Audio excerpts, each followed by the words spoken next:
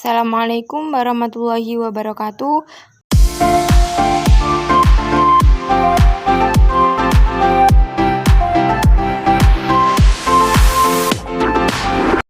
Langsung saja, kami dari kelompok 8 yang beranggotakan yang pertama Hafirotul Hasanah, yang kedua Alivia Oktahariana, dan yang ketiga yaitu Aji Prakoso.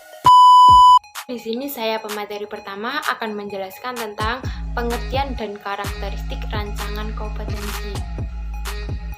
Rancangan adalah suatu kegiatan yang sudah dipikirkan secara baik dan matang. Sedangkan kompetensi merupakan suatu karakteristik dasar seseorang yang dimiliki hubungan dengan kriteria, referensi, efektivitas, ataupun keunggulan dalam pekerjaan dan situasi tertentu. Dari dua pengertian tersebut menggambarkan tentang kompetensi merupakan suatu kemampuan yang menonjol yang ditunjukkan dengan pengetahuan seseorang yang disiapkan untuk refleksi dalam kemampuan berpikir dan bertindak. Jadi dapat disimpulkan pengertian rancangan kompetensi merupakan sesuatu yang sudah dipikirkan guna untuk mengetahui kemampuan yang menonjol yang dimiliki seseorang yang siap untuk direfleksikan dan diimplementasikan dalam kemampuan berpikir maupun bertindak. Nah, selanjutnya saya akan menjelaskan tentang karakteristik kompetensi. Sebelumnya saya akan sedikit mengulas tentang kompetensi. Kompetensi merupakan tolak ukur dalam menentukan pengetahuan terhadap sesuatu tentang apa yang sudah dipahami. Untuk menentukan kompetensi yang dimiliki seseorang diperlukan suatu ciri-ciri yang dimilikinya, seperti tadi yang kita dapat melihat, seperti apa yang ingin dirasakan, apa yang ingin diketahui terhadap sesuatu hal. Nah, Spencer membagi 5 karakteristik kompetensi sebagai berikut. Yang pertama yaitu motif. Apa sih maksud motif tersebut? Motif merupakan sesuatu yang orang pikirkan dan yang orang inginkan dan yang menyebabkan sesuatu itu terjadi. Nah, yang kedua yaitu sifat. Sifat merupakan karakteristik fisik tabrak yang terhadap situasi atau informasi tertentu.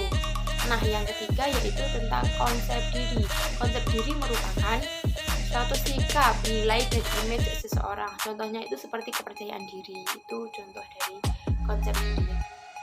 Nah, yang keempat yaitu tentang pengetahuan. Pengetahuan merupakan informasi yang dimiliki seseorang dalam bidang tertentu. Nah, yang terakhir atau yang kelima yaitu tentang keterampilan. Keterampilan merupakan kemampuan untuk melakukan tugas-tugas yang berkaitan dengan fisik dan mental. Jadi mungkin itu pembagian karakteristik kompetensi. Yang kedua, saya akan menjelaskan tentang standar kompetensi kelulusan atau yang biasa disebut dengan SKL. Nah, rumusan SKL di sini ada beberapa. Sebelumnya saya akan menjelaskan tentang pengertian SKL. SKL merupakan kriteria mengenai suatu kualifikasi kemampuan lulusan yang mencakup sikap, pengetahuan, dan keterampilan. SKL digunakan sebagai acuan penyusunan kurikulum dan pedoman penilaian dalam penentuan kelulusan peserta didik dari suatu pendidikan. Nah, berikut ini ada beberapa komponen dalam perumusan SKL. Yang pertama yaitu uraian program. Uraian program di mana dalam naskah SKL dapat diberikan uraian tentang berupa profil program yang dilaksanakan oleh LPK. Nah, yang kedua yaitu tujuan program yang dilaksanakannya program kursus tersebut, baik tujuan secara umum maupun kursus tentang kemampuan kerja yang harus dikuasai oleh peserta didik.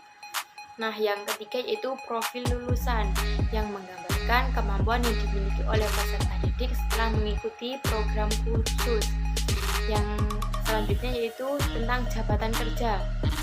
Jabatan kerja yaitu level jabatan yang dimana dimiliki oleh lulusan program kursus sesuai dengan jenjang atau level kursus program yang diikutinya. Selanjutnya yaitu capaian pembelajaran, yaitu kemampuan yang akan diperoleh oleh peserta didik. Selanjutnya yaitu tentang uraian standar kompetensi. Selanjutnya saya akan menjelaskan tentang acuan standar kompetensi kelulusan atau biasa disingkat dengan SKL.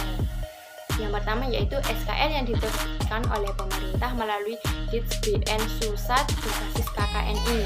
Yang kedua yaitu Standar Kompetensi Kerja Nasional Indonesia atau yang disingkat dengan SKKN, yaitu uraian kemampuan yang mencakup pengetahuan, keterampilan dan sikap kerja minimal yang harus dimiliki seseorang untuk menduduki jabatan tertentu yang berlaku secara nasional. Nah, yang ketiga yaitu standar internasional atau standar negara tujuan, yaitu standar kompetensi yang ditetapkan oleh negara lain yang akan merekrut tenaga kerja dari Indonesia sesuai SKL yang telah diterbitkan pemerintah. Yang keempat yaitu standar khusus dari dunia usaha dan dunia industri atau biasa disebut dengan DUDI.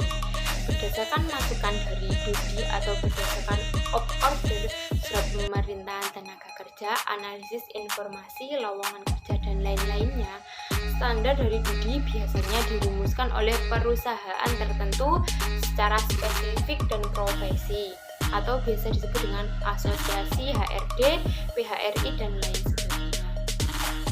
Nah, penjelasan berikutnya akan dijelaskan oleh